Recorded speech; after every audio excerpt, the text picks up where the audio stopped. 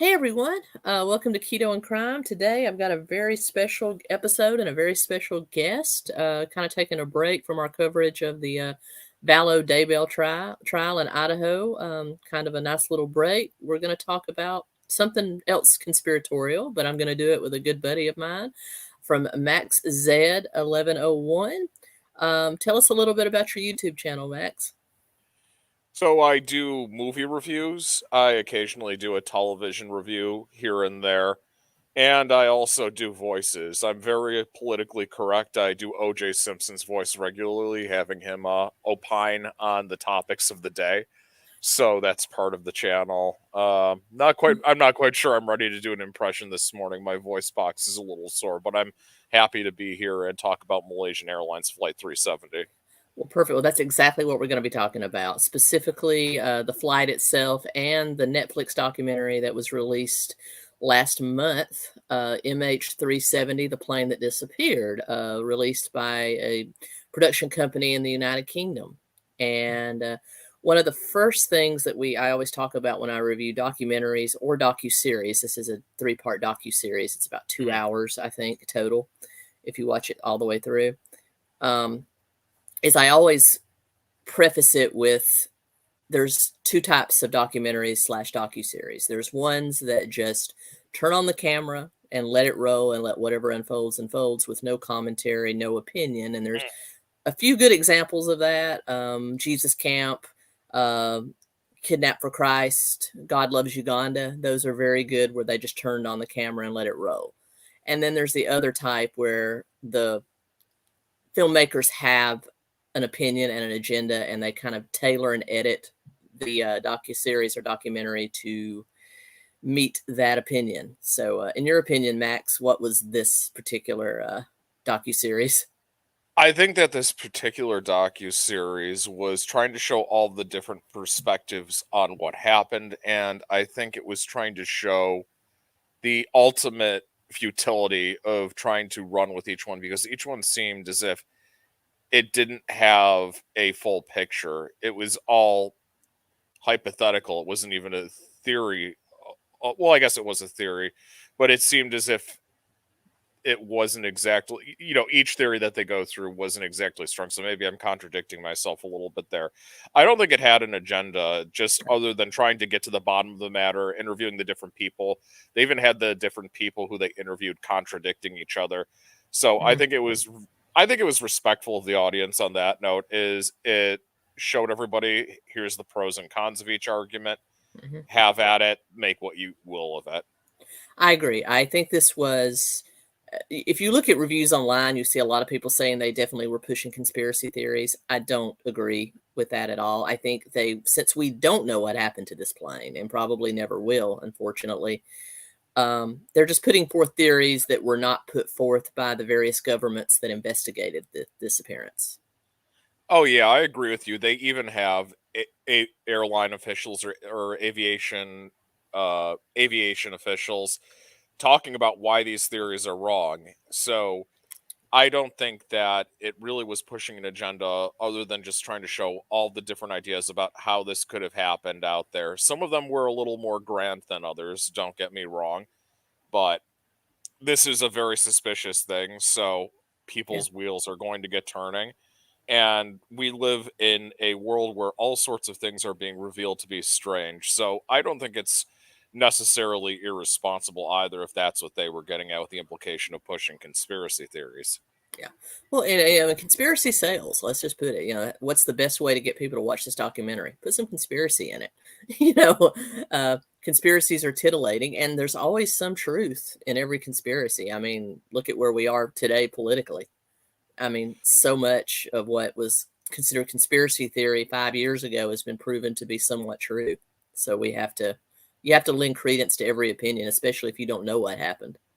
Yeah, I was surprised to find out that Alex Jones was right about the frogs thing. One of my friends is a veterinarian, told me about that and showed me a study from Oxford. So, not that I endorse everything that Alex Jones says, No. but I think occasionally the conspiracy theorist stumbles upon something. So that's kind of funny. Oh yeah, I mean, there's, frogs have been known to spontaneously change genders if there's a lack of one in the gene pool. So the fact that those hormones could affect people is not out of the realm of possibility. It's not saying that's what's happening, but and I'm not saying Yeah, it's to the grand grand scale that Alex Jones said it was, but it could right. happen. Yeah, he wasn't quite accurate with how he portrayed it, but he wasn't quite 100% inaccurate either. So, yeah, I do think it is worth discussing anything on the table. I think that's part of the nature of inquiry is you have to have discussions about things. You sometimes have to have people who are on the fringe presenting ideas that are out of the ordinary, because that's how you find the truth, is you have to poke and prod and challenge things. And sometimes the challenges that you give are wrong too. So I'm not of the mindset either that conspiracy theorists are right about everything. I want to make that clear too. Oh no, me either. I mean, I still watch some of Alex Jones. Alex Jones is just entertaining. I did a whole deep dive on Alex Jones. If anyone is Really? interested, Huh. I'll link it Oh, right up cool. here. Oh, very good. I mean, he's a little cray cray. He's definitely cray A cray, little. That's but but he's not entirely wrong with some of his stuff either, and he's entertaining. He's just entertaining. I'll give you that. I think he's entertaining. But yeah. Did he ever weigh in on this subject at all? I'm just curious. That would be Not on interesting, this just for not on this entertainment's sake. particular subject. I mean, I can only imagine that his theory would be that there's a global cabal that has taken this plane and they're being held hostage somewhere. That would probably be his take, in my opinion. Well, yeah, he would be keeping it going. What do you call it? 7 or 8 years later, they're like, well, I don't think they're paying the ransom. Wouldn't they just give them away at this point? Oh no! The frogs have told me. Okay, so I did work in an impression this morning. There we go. Alex Jones is one of the ones I forgot I could do. Ah, all right. Well, let's talk about the flight itself before we get into the Sure, documentary. sure. Malaysian Airlines Flight 370, MH370 for short, disappeared on March 8th, 2014, going from Kuala Lumpur, Malaysia to Beijing, China. Radar contact was lost between Malaysia and Vietnam. And that is essentially the major story of the facts we know. 239 people aboard, 227 passengers, 12 crew members, all presumed dead. Debris was found off of the coast of South Africa, an eastern island in the South Indian Ocean, or excuse me, the Indian Ocean, almost a year later. And that's essentially what we know, unless there's other Yeah, facts floating around out there. yeah. There's all those little oddities about it, but I'm sure you'll want to get into that. But yeah, the only thing we know definitively, aside from a couple of nuances to your point, is that it crashed. Parts of it vanished, and I don't think we've ever found the bodies. Not that Mm. I pretend to be an expert on how bodies go across the South China Sea. So it's one of the most bizarre things we've ever seen happen in the past 10 years in news, at least as far as aviation goes. Exactly, exactly. It's a mystery. It's just gone. And there's even, controversy around the debris that was found. Some people say it's not from the flight, some people say that it is. But probably the most telling thing about it is just, I think, the inept way the investigation was handled. Um, and the way that they seemed almost devious in the way that they were almost, and I don't think it was devious. I think it seemed devious, but I don't think it really was, that they just didn't know at the Malaysian government, and they were afraid to say they didn't know. And so they Right. just kept saying inconclusive, inconclusive. Right. Who knows exactly what the political situation was in Malaysia? I think we all have to time travel a little bit and remember what the world was like in 2014. It was only just a few years after we killed bin Laden. Mhm, ISIS was on the rise, or ISIL, depending on which mhm, abbreviation you think is appropriate. And there was the thought out there that this could have been Islamic terrorism of mhm. that from, well, or just terrorism, excuse me, uh, but terrorism from ISIS. So I do think that maybe they had an internal situation. Maybe they didn't Mhm. want to poke the bear a little too much. I think that's possible. They also may not have wanted to cause a panic either. That I think that's Exactly. that there's a real danger to that, and maybe they learned from what we did as a country when we invaded Iraq. We made all sorts of grand predictions about what was going on in that country, and we didn't find much of anything. We'd maybe found some mustard gas and sarin gas that was buried in the sand, and I think they found nuclear reactor parts buried in some guy's backyard for 10 years. Right. So that wasn't quite the bill of the bill of goods that we were sold. So perhaps they were just acting responsibly by not opining too heavily, because And that what? could yeah, go ahead. Oh no, I say what people don't realize: Malaysia is a Muslim country. It is an Islamic country, so they Right. had a lot. They had a lot to lose. I mean, people think Southeast Asia; they don't think of Islam, but Islam is very prominent in Southeast Asia. Oh yeah, they're responsible for a very large share of it. I think they might be as large of a population as the Middle East, if not the second largest. But yeah, they also may not have wanted to prejudice the investigation either. I mean, we've talked about other crime cases with each other, and that's unlike the Boulder Police Department. They weren't leaking theories out and maybe getting people Exactly. off track. Well, that's the thing. This is a different type of country. This is an Eastern country versus a Western country, where in the Right. Western, especially in the United States, there's the drama surrounding it and a lot more leaks Mhm. happen. That doesn't happen in Eastern countries. Yeah. Really. Oh, it's They're very, like this. oh, I wouldn't know. I don't know. I personally, I don't know much about them. I'll take your word for that, though. Yeah. So I think it was just them doing what they do and not necessarily being devious. But the majority of the passengers were Chinese, it seems. And so China, of course, took an interest in the case. And actually, along with the United States, Vietnam, Malaysia, the UK, Australia, New Zealand, did help investigate what happened to the flight. But Yeah. Yeah, I no, think that's. Oh, sorry, I didn't mean to interrupt no, you. no, Sorry. please go. I'm sorry. Okay, good. I accidentally do that a lot, even on my own show. I accidentally cut people off, so I hate it when I do that. Hmm. Okay, so yeah, I think that's where a lot of the conspiracy theories were generated. They thought that I think at one point they thought that the Russians were trying to send a message to China by crashing the flight with their special forces. That seems like a really bizarre way to send a message to, especially when Russia was starting the alliance building as far back as 2009 to kind of create their own OPEC. I remember that being a thing. So I don't think that they would have tried to upset the Chinese, especially considering the years of animosity they had against each other. That was one way that Nixon played an important role in ending the Cold War, was pitting China and Russia against each other. They always had a lot of animosity towards each other. They even had a couple military clashes, if I'm not mistaken, during Hmm. the Cold War, which I don't think a lot of people realize. So I don't think that with the direction that Putin was going in with world affairs at that point, and even today, he would have tried to tick off a business partner. So that one I didn't really find too credible. Did you want to talk about the Russia theory first, or? Oh yeah, yeah, absolutely. Well, the documentary is divided into three parts. The first one is kind of an intro to the whole dilemma, what happened, the government investigation, and then it goes into a theory about it being a member of the crew. And then the second episode goes into this Russia theory.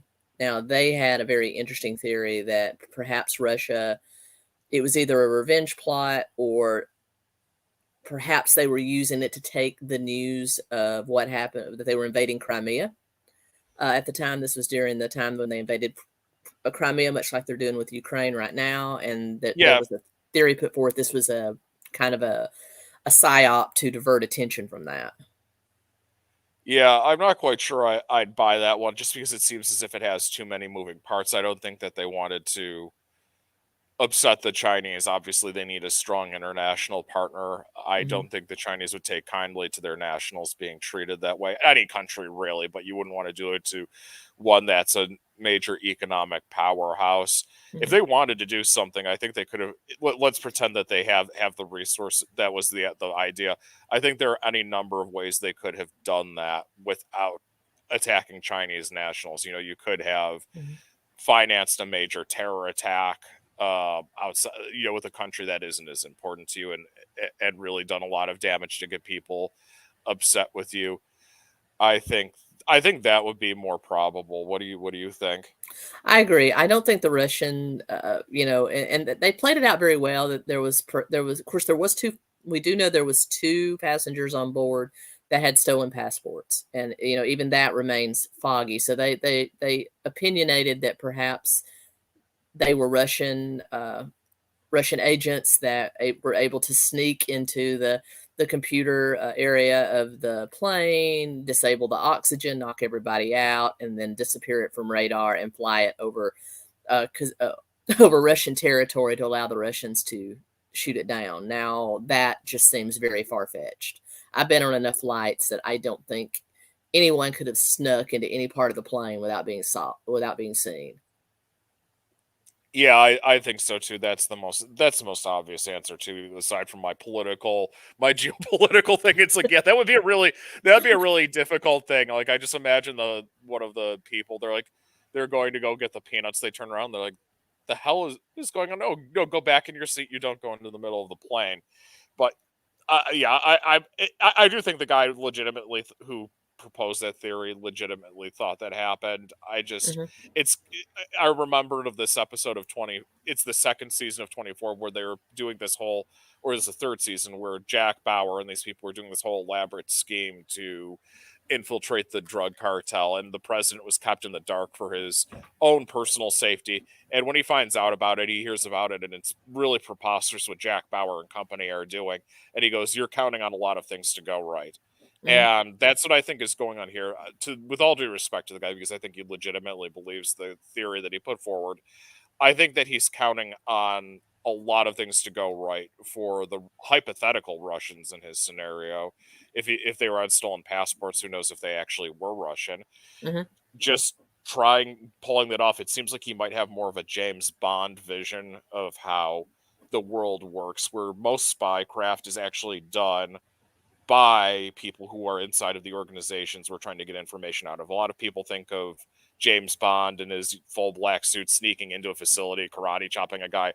But what really happens is most intelligence agents are kind of like recruiters for religions or companies. They go around just trying to chat to people, find out if they're not happy with their country or not even happy with their job, if they're not even really ethically concerned about who they work for, and trying to get them to sneak things out to them. Those are the people who actually do the brunt of the work for the CIA, the people who are disillusioned and want to be on the American side, or they just want money. So it just doesn't sound like it gels with reality to it. I think, if anything, we've seen how the Russians perform militarily the past year. The idea that I wouldn't even trust the Russian army to like order Grubhub at this point.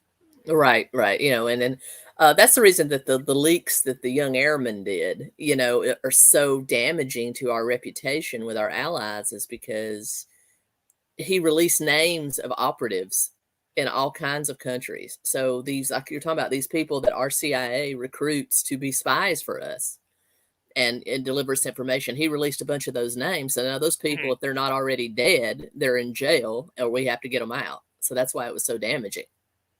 Oh yeah, absolutely. And that, I think, even further gels my point about spycraft in general. We had some kid who couldn't even get a pistol permit, or was called a gun carry card in his hometown because he had his history of mental instability, but they gave him an IT job where he had access to everything. So think about that, everybody. If the United States government is that bad, just imagine how bad the Russian government must be at spy stuff. Exactly. A lot of my friends that I knew when I was in the military, a lot of them worked for intelligence and in Europe, and one of them posted, "Now we've all got to redo our security training because of this one dweeb." Oh yeah, I work in cybersecurity myself, so the fact that they caught him right away didn't shock me. I knew that guy left a paper trail a mile long. And the best thing about that entire thing, to go on a tangent, is the morning the leaks happened, he was searching on a government computer about the leaks. So it's like, well, that helped narrow it down. Yeah. I give all the credit to the IT people, though maybe I'm a little biased in the United States government. They did their job and caught him quickly. So there we go. Exactly. Well, yeah, I do think that this particular Russian conspiracy was a little far-fetched. Now, there was the case, I believe it was MH Flight 17 that was shot down over Ukraine by a Russian, uh, 4 months later, they Sure. brought that up by Russian military. I think that ended up being kind of an accident. They thought it was a military plane and they shot it down. Same airline. Right. So they were trying to tie the two together, like this was some big conspiracy to, deviate from what they were doing in Crimea. But still, why would you Yeah. target Malaysian Airlines? You know? Yeah, that seems like it's an even better way to get people to pay attention to what you're doing, and especially if you're doing it over Ukraine. Yeah, unfortunately for that guy's theory, it just doesn't really hold up well under scrutiny. I think it's just a case that's one of the dangers of conspiracy theories. I'll say something the negative thing is if you get into a mindset where every conspiracy theory is true, Mhm. you kind of maybe look away from the truth as well, or you don't you end up not being as skeptical, even though you maybe got into conspiracies because you were skeptical. But it just seems like the most likely thing that happened was this airline was having a really bad year. Yeah, absolutely. And one thing that the official report from the Malaysian government and their version of the FAA came out was that there was some discrepancies and there was some things that their air traffic controllers did wrong. There was some Right. problems with the plane itself. Yeah. So, because one of the most interesting parts of this is that they were on a direct route from Malaysia to Beijing, China. And it Right. was just directly across the South China Sea, across Vietnam, and into China. That was their direct Right. route. But according to the mathematics equations and the things that they were able to ping off of they call it the breadcrumbs of the Mhm. radar that was still left, they were able Yeah. to deter that it veered left and went back over the Malaysian continent or the Malaysian peninsula and into the Indian Sea. And then from there, they don't know what happened. They figure it either veered, left and went out into the Indian Ocean, or it veered right and went over Russia and may have crashed over Russia. So that's what we don't know is why that left-hand turn. What happened there? Yeah, we don't know. Maybe something was malfunctioning too. I do know that. I think I can't remember if it's an airline or not. But remember we found out that the software was screwed up in that one series of planes a few years ago. Hmm. Who knows if something was wrong with that plane the way it was manufactured? Maybe somebody didn't do a quality check and the guy had to turn it around and just he couldn't get a handle on it and it crashed into the ground. Not that I'm saying that's a conspiracy theory. It could just be as simple as somebody didn't do their job during quality assurance, Hmm. and that's the end result of it. And I think that's one thing that a lot of people don't realize is that there are people who have a very high level of responsibility in companies to keep things safe. And if one of them or two of them doesn't do their job, it could have pretty catastrophic consequences. So maybe something was Exactly. not done right during the manufacturing process with this plane. And another thing that wasn't brought up is that, okay, now I'm not trying to be, we are very privileged to live in the West and in the first We world are. country. But Malaysia is not a first world country. It is a developing country, what we would have used to have called the third, a third world country.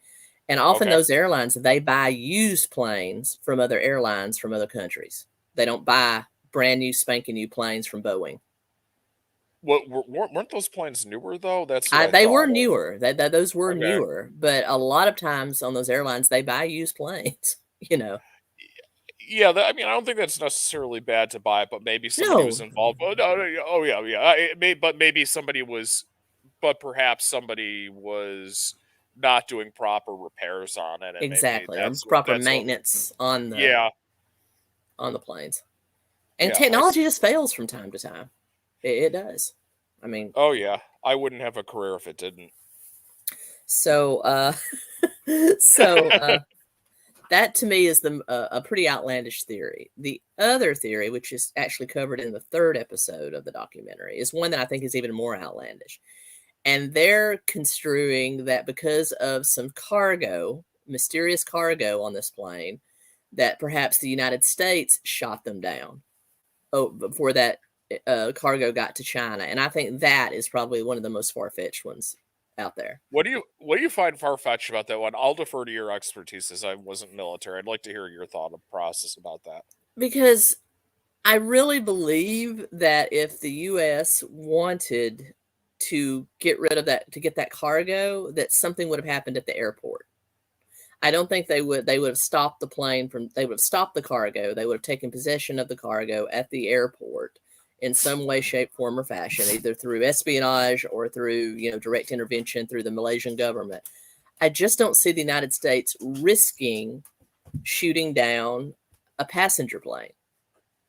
Yeah, I don't think they would have either, because I remember that we had our jets force down the Venezuelan president's plane, I think that year or maybe a few years earlier. Mm-hmm. I do remember the plan to get the hijackers from the 𝗟𝗲𝗄𝗏, even in the 80s, where they played a little bit of, like, I think, implied bumper cars with the jets to get the terrorists to land, to get them arrested. So I would have thought it would be more likely that we did something like that. What would you think about that? Yeah, forcing. Well, according to their theory, I guess they did say that they tried to force the pilot to land and he didn't do it, and so then they were forced to shoot him down. Mm-hmm. But also, what are the chances of a commercial pilot with 200 passengers on board? He's lost radar communication because the U.S. has blocked it, and they're telling him to land. There's some cargo that we need to get off there. What are the chances he's going to deny that request, deny that order with the lives of 200 passengers in his hands? Yeah. I think he would have landed.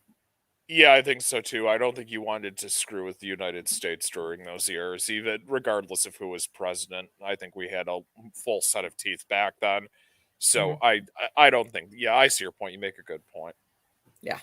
So that one to me is a little far-fetched. I mean, and I know I don't even want to comment on the Nord Stream pipeline. I don't know. I hope we didn't do it. I don't know.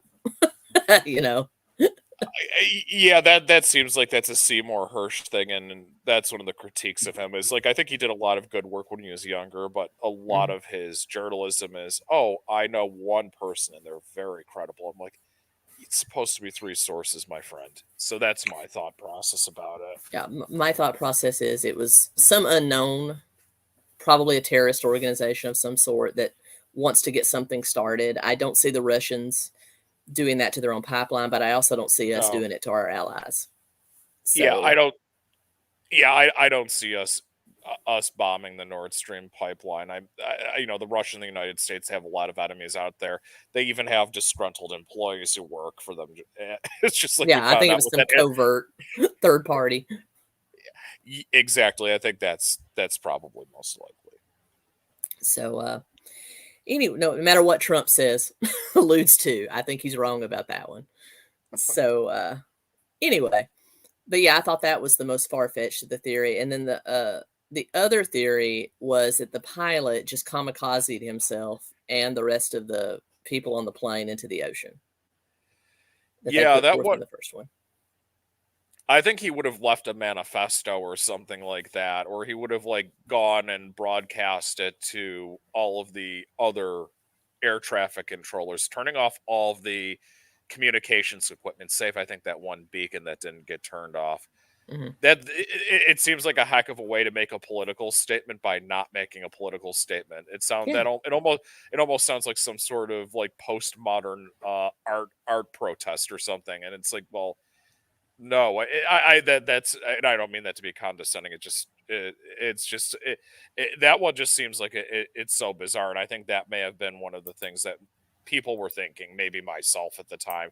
Initially, we're like, oh, well, was this terrorism? But the guy didn't seem like he was overtly political. Obviously, he's a member of a party.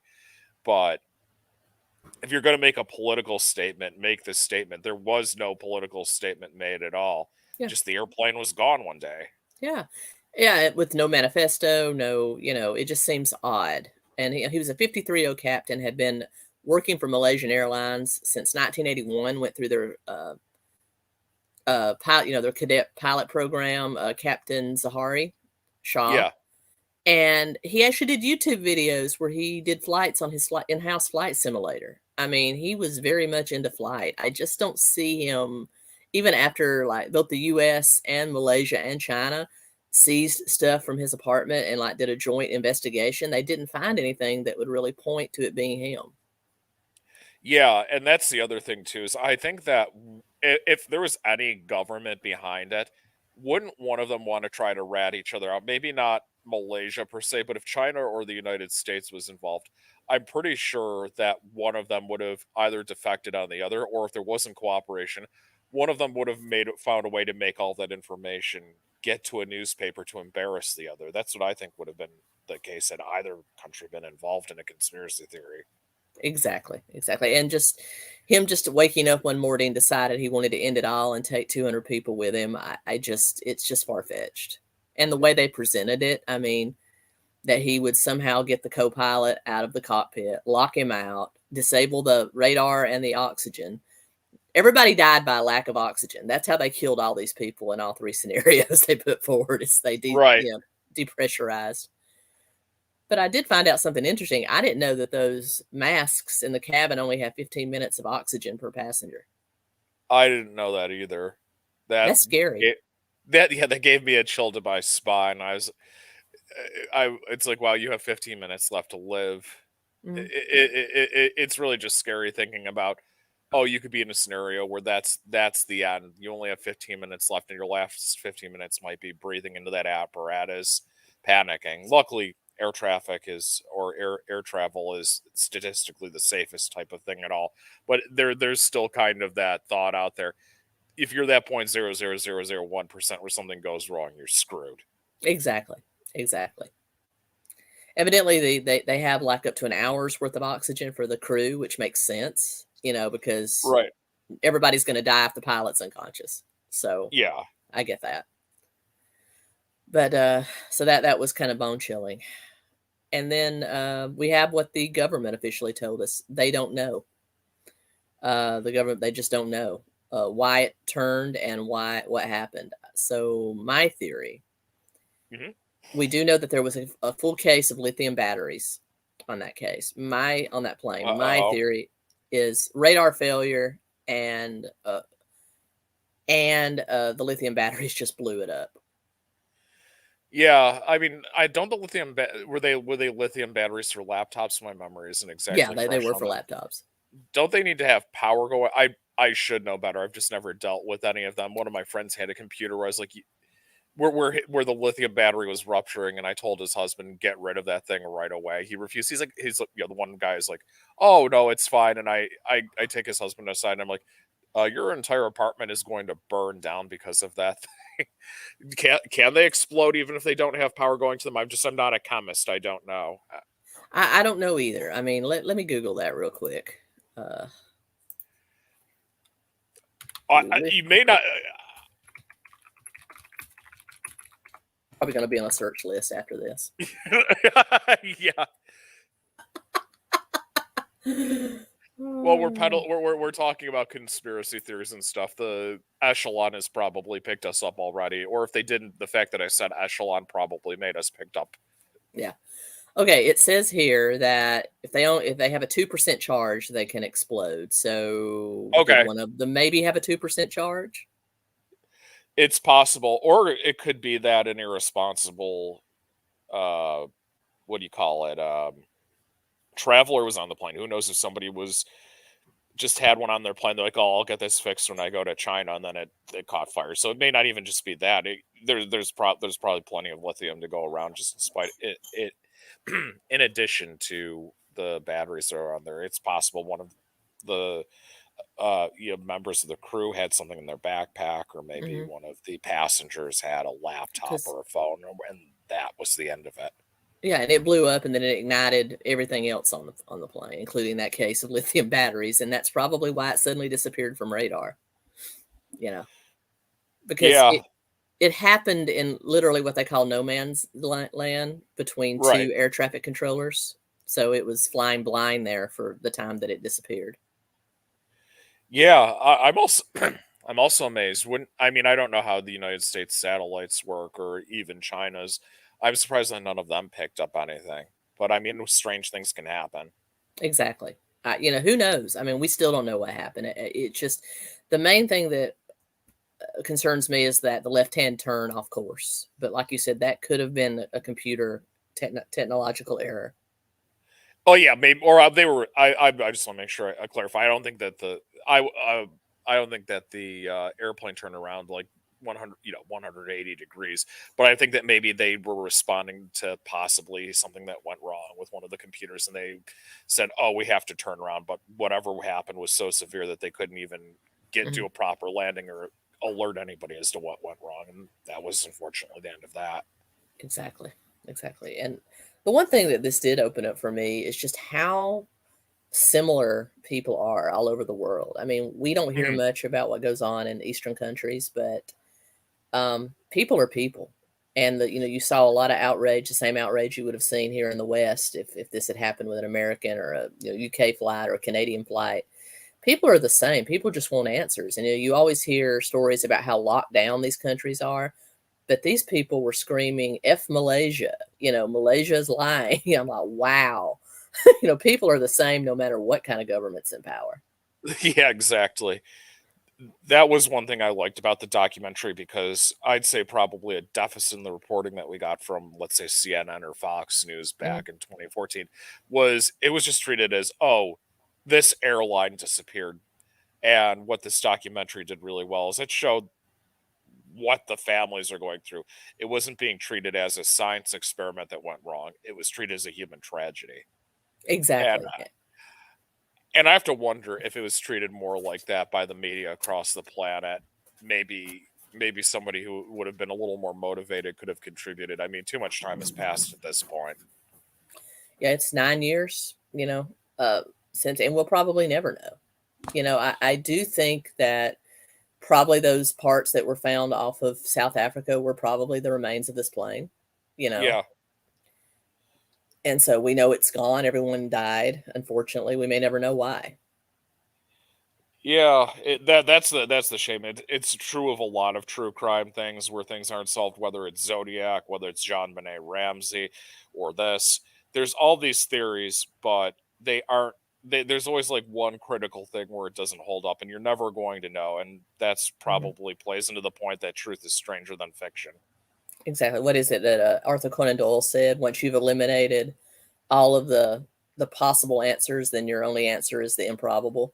Something along those lines, and it's actually true. Yeah, that's one of the things too, is I think a lot of people would be very surprised how often the most ridiculous thing possible could be the truth in any given scenario. It's just the nature of life. That's why I try not to be, in general in life, try not to be too assumptive. When there's a strange news story, I'll be like, I have no idea what exactly happened in this scenario. I wasn't there. Obviously, I might have an opinion, but I'm like, I'm not going to come down in black and white and saying that my opinion is the strongest one, because there could be all sorts of variables that came into play that I just wasn't aware of. Exactly. Well, you mentioned 𝗂𝗲𝗄𝗃. You and I both have a similar obsession with that case, and I would really like to do a show with you on that particular case. But that's another one that just I've changed my mind on it so many times about who I think did it, what happened. How do you feel? Yeah. Oh, sorry. Yeah. But yeah, I thought there were parallels between the two, because every theory makes sense, but then it starts to like crumble apart because there's always something very obvious that's wrong with that. And I think would you say that's probably what we have going on here? Is every theory kind of makes sense, but when you start to scrutinize it more, it seems improbable or Exactly. impossible. Yeah. And it's probably the most obvious, some kind of mechanical failure and they crashed. The lithium batteries exploded and they were incinerated, or the pilot made a deadly mistake, and crashed the plane. Yeah. I do know that one of the people got that phone call from her father, and before she picked it up, it ended, and that was the end of that. I do have to wonder if maybe one person survived and they were on some debris or something like that, and were just close enough to a cell tower somewhere. So I don't think that. Yeah, I don't think that the smartphones of that era could survive underwater. I know some of the new iPhones, they've shown them going underwater. So it has to be that somebody survived, I think I wouldn't unless it was some sort of computer error there too, and maybe a ghost styling went out because of a computer error. I just don't know. It could be. I mean, a lot of them were saying when they tried to call their relatives that the phones were connecting and ringing. Oh. And it never went to voicemail. There was, you'd expect if that had happened, it would go straight to voicemail anytime you tried to call, but they weren't getting any, number out of service or any of that. It was actually ringing. It would just never answer, which I found that was strange, but I'm almost certain that probably just has something to do with smartphone technology. Yeah, it could be. I have to wonder if it, yeah. I don't know. I mean, I remember from that era, if somebody had their phone turned off, it went right to voicemail. So who knows? I mean, maybe they did crash somewhere, but it could be, to my point, maybe they crashed somewhere and all but one person died, and that was the end of that. It's possible. Unless yeah. this is a 𝗟𝗂𝘀𝗶𝗃 situation. Seems like where they're all in another dimension. Oh, geez, I'd sure hope not. Yeah. That's the thing, is so much strange stuff went on with this. Is it gets the wheels turning in your head, and I think that's one thing I like about the movie Zodiac, is it shows how if you try to feed that curiosity too much, the curiosity becomes a monster in itself and ruins everything around you. Exactly. So, as far as this particular docuseries, do you recommend people watch it? Do you give it a thumbs up, thumbs down? I give it a thumbs up. I think it's great.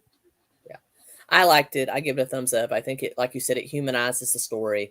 It lets you know that people are the same all over the world. They just want answers. This was a human tragedy, not some kind of science experiment.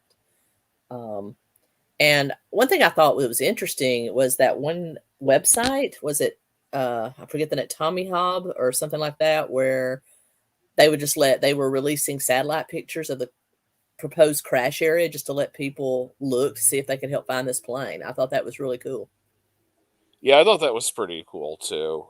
I think that sometimes it helps to bring in outside perspectives, or let's say even retired perspectives, maybe somebody who knows those sorts of things, to lend their expertise. Honestly, crowdsourcing can sometimes have some good results. Absolutely. Well, I think we've pretty much covered everything. I would love to have you back sometime. Maybe talk about 𝗂𝗂𝘃𝗃. That would be fun. Oh, absolutely. Yeah. And so everyone, go over and see Max on his YouTube channel. I will link it up here. It'll also be in the notes. And if you want a really good in-depth deep dive on 𝗜𝗁𝗃370, my friend Stephanie Harlow did a 3-part series on it that is just absolutely, no one could top it. So I'll link that up there as well if you want, her keen true crime mind on it. And also go check out the documentary. It's worth a lot. It's worth a watch. Definitely take it with a grain of salt as far as the theories. But Max, any parting words? Ditto. Well, all right. All right, everyone. All right, take care. I'll see everyone. See you later. And until next time, keep on ground.